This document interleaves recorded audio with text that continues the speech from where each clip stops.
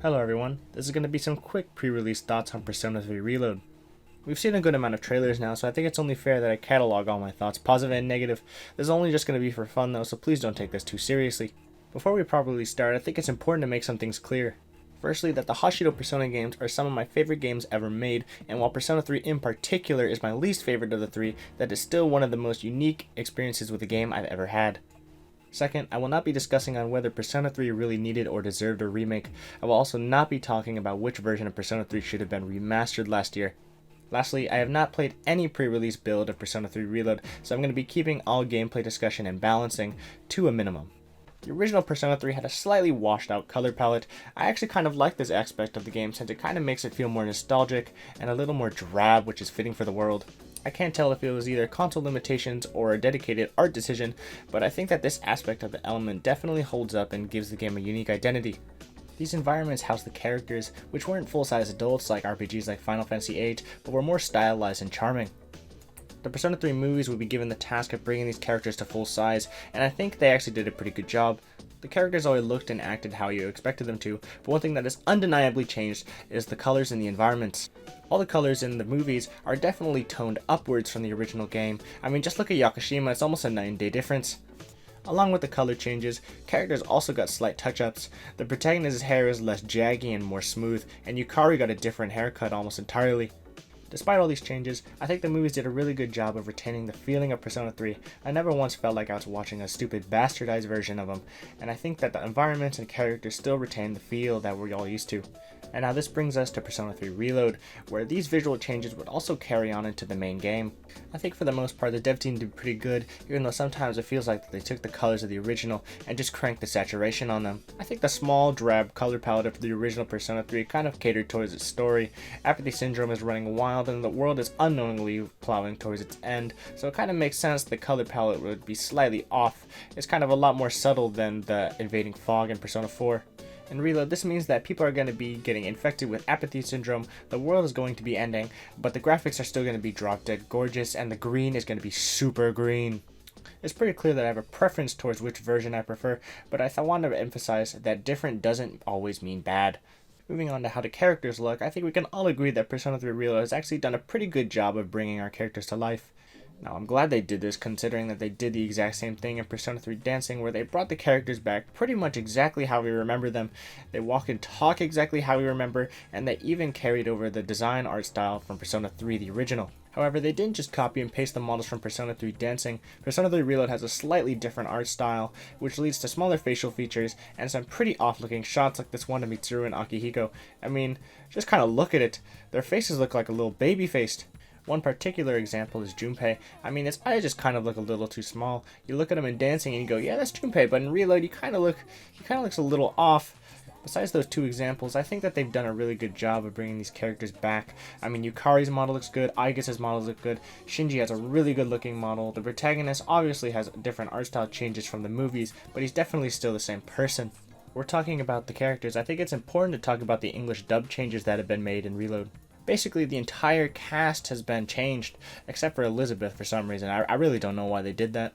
For the most part, I think the English dub does actually a really good job of recapturing the original. I'm still a little bit on the fence about Alex Lee as the protagonist. He sounds a little too masculine for my taste. I also think that Junpei, Mitsuru, Shinji, and Aigis also have some pretty good voice replacements and are pretty much on the money. For me, the jury is still out on Yukari and Akihiko personally. Their voices are particularly so iconic that it's kind of hard to get used to anyone that sounds a little bit different. Yukari in particular sounds a little bit hit or miss. Sometimes I think she sounds just great, and sometimes I think she sounds a little off, while Akihiko's voice is so deep that it's really hard to get used to it. This is hardly a criticism though, since Persona 3 is basically an 80-hour game and I have 80 hours to get used to it. But for now, it's a little off to me, but who knows, maybe I'll eventually warm up to it. Atlas USA dubs are usually really good and some of the best in the industry, so I have no faith that they had really good choices in casting. The only jury is out on is seeing if I really like them as much as the original, which probably isn't going to be the case, but who knows, maybe they'll be damn good. Moving on from characters, I'd like to talk about the music in Persona 3. Persona 3 Reload this time is being composed by Atsushi Kitajo. If that name sounds familiar, it's because he does the remixes in the Persona dancing games and actually does a pretty good job of them. And I just want to make sure that you know that they are the good remixes, okay? However, this time he can't just remix tracks, he has to rearrange tracks and compose new ones that stand on par with the original, which is a pretty daunting task if you ask me. I mean, think about it. Atlus is giving him the Persona 3 soundtrack and telling him to make it better and for a more cleaner game. And this is coming from one of the most beloved soundtracks in all of gaming, keep in mind. And so far, I think he's done a pretty good job. I just want to preface this by saying that we've been listening to these songs forever, so anything different is kind of going to nerve our brain a little bit. The purpose of these new remixes and versions of these songs isn't to replace the original, it's kind of just to stand by side or give a new flavor to them. When I first heard the new music, I was a little taken aback and I kind of thought, nah, I don't think anyone's going to prefer these to the originals, but little did I know, I actually kind of been listening to Mass Destruction Reload over the past few days, and I've actually kind of really warmed up to it. The new version of Mass Destruction in particular is so good that I'm actually not sure about which version I prefer now. The classic version is still classic, but the new version is also is just very clean in composition and just sounds really good to listen to. Which, when thinking about it, that kind of is just the philosophy of Persona 3 Reload. I'm not going to be talking about music too much, since I don't know much about composition or sound mixing, but I think some special nods need to be going to the new tracks. It's Going Down Now and Full Moon Full Life are pretty stellar tracks, I think most people can admit. Full Moon Full Life has a really cool fast-paced beat that I think sometimes outspeeds the visuals going on screen on the opening. And It's Going Down Now is probably one of the top-tier battle themes that Atlus has ever composed.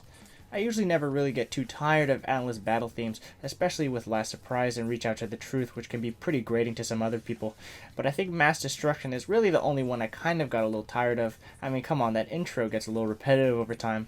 I've listened to the new battle theme for pretty much hours even before the game comes out, and I still have yet to get tired of it. The battle theme really doesn't waste too much time and gets to the nitty-gritty pretty fast, which I think is good considering how fast Persona battles can be. I think a lot of this new energy is coming from the new vocalist Azumi Takahashi, who is taking over the reins from Yumi Kawamura. Yumi's voice became pretty iconic in the original Persona 3, and it's kind of sad to see it go. She's pretty old and she's kind of retiring, so that's kind of the reason why she got replaced. To many, the new compositions and vocals just don't sound the same as the original, and they definitely don't, but I think hopefully when playing the game that I'll find a new appreciation for them, or maybe I just won't. But one person that was not replaced was Lotus Juice. He's back and better than ever. He's got some sick bars, and oh my god, I love Lotus Juice. He's just like a national treasure, and as far as I'm concerned, should never ever go away and should always be kept in the pocket of Atlus, who always has some bangers for him to sing on. Now that I've covered the three major parts of a presentation in every Persona game, I think it's only natural to move on to the miscellaneous stuff. The first major complaint I have in this category is that the protagonist's awakening is in an animated cutscene. I know there are some degenerate weirdos out there that actually prefer the in-game cinematics over animated cutscenes, but I don't care. They really illustrate big things are happening. I think the topic of 2D animated cutscenes are really interesting in Japanese games, because I don't disagree that the in-game cinematics in Persona 5 look better than the 2D animated ones. It's just kind of a fact for me, but I wouldn't have it any other way. It's just kind of one of those lost art forms in games. I mean, games back then used to have a ton of openings to get you hyped for playing the game, but nowadays, games usually don't include any kind of opening cinematic. You already bought the game, so what's the point? Which is why I'm glad that Reload retains animated cinematics in one way or another, even though if they're not in the Awakening. I was a little worried in the engine switch from Persona 5's proprietary engine to Unreal Engine 4 that they would abandon this idea entirely, but I'm glad to see that it's not only in Persona 3 Reload to keep it faithful, but that it's also in the upcoming Metaphor. Second, I have a problem with theurgy attacks. If I look at the parties from Personas 3, 4, and 5, and I had to pick which one is definitely the messiest, I'd definitely choose C's. They're not the happiest souls, they don't have the best teamwork, and they're going up a tower with 200 floors. If it's definitely anyone that's going to be messy and is just going to be wiping the floor with shadows, it's definitely C's. It's kind of one of those things in retrospective that kind of just clicks in your mind. As games go on, they play smoother and have less bumps in the road, and I think if it's any party that deserves that experience, it's definitely the stylish Phantom Thieves, who'd use all-out attacks and finish off stylishly. Persona 3's Reload tries to give them a piece of that pie too, with the C's members getting fancy new outfits and getting all-out attack finishers. There's a small problem that I like to think that Atlus is kind of making them into superheroes, which I never really thought of when playing the original game. I never really believed that C's really enjoyed what they were doing in Tartarus. It was kind of more of a job to them, which kind of makes it alienating when they finish off an all-out attack with a stylish pose that's personalized just to them. Persona 3 Portable, for all its many problems, added the finishing off attacks, which I think demonstrate a lot of what I thought about C's combat. Even the main character, who is posed to be one of the more stylish members of the crew, has a kind of dirty looking finisher. He looks tired after he finishes off an enemy, which is something that I can't really find in Reload. The Urgi attacks poise the members to be super anime and do his super move that pretty much just nukes everything on screen. Again, it's kind of posing the characters to be kind of like superheroes, which is kind of just a little off. Lastly, before I finish this video, I kind of want to touch on the animated cutscenes in the original release. I imagine that the original animation team had a pretty strict budget since Atlas was pretty much going to go under if Persona 3 failed. I think this kind of pressure really made the animation team really want to create something unique and on a strict budget. A lot of people tend to trash on the animated cutscenes of Persona 3 since they don't really look conventionally beautiful like Persona 5. But honestly, I think Persona 3 has the best animated cutscenes. These cutscenes have so much style to them, and honestly such a kind of homey charm to them, that I can't bring myself to hate them at all. Because yes, Persona 5 really does have some really good conventionally looking animated cutscenes. They were made by a movie studio, of course. But I think that Persona 3 really does come on top for its unique shots and striking imagery. So far with the animated cutscenes we really have seen, is that the Persona 3 Reload doesn't seem to be incorporating it that much. Besides the opening cutscene, the closest thing we see to this is Aigas vs. Ryoji, which is in black and white almost. However, I think that's the closest we will ever get to the original art style of the animated cutscenes. Again, I do want to be proven wrong by it, but I think it's something that's so striking and key to Persona 3's identity that I think it's a shame that it's kind of not here. That kind of wraps up my thoughts about Persona 3 Reload so far. To be completely honest, is that I'm super stoked for the game and I really can't wait for it. I'm probably going to take a week off my job to play it. I really am rooting for Reload. I really do hope it is a great version of the game, and it probably will be. So here's hoping. And it's pretty good.